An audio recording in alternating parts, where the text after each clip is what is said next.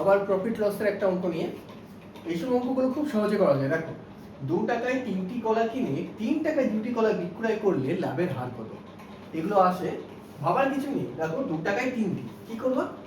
2 টাকায় 3টে কিনছে, আর কি বলেছে? 3 টাকায় 2টি কলা বিক্রয় করছে।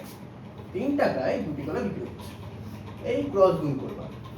এই যে প্রথমে যে ক্রস গুণ, এটা হয়ে যাবে আমাদের সিপি, মানে 2 গুণ 4। আর এই দেখো, এইটা হচ্ছে 3 3 9, এটা হচ্ছে আমাদের এসপি, মানে সেলিং প্রাইস 9 টাকা। তাহলে 4 টাকায় কিনে 9 টাকায় বিক্রি করছে, তার মানে 5 টাকা লাভ হচ্ছে। তাহলে 4 টাকায় লাভ হচ্ছে কত? এই যে 9 থেকে 4 মাইনাস করলে কত হয়? 5। তাহলে 100 টাকায় কত? তাই তো 25।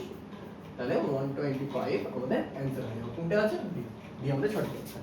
এটি যদি বুঝে থাকো তাহলে এরকম আরেকটা অঙ্ক আমি দিয়ে দেবো, করে দেখাও।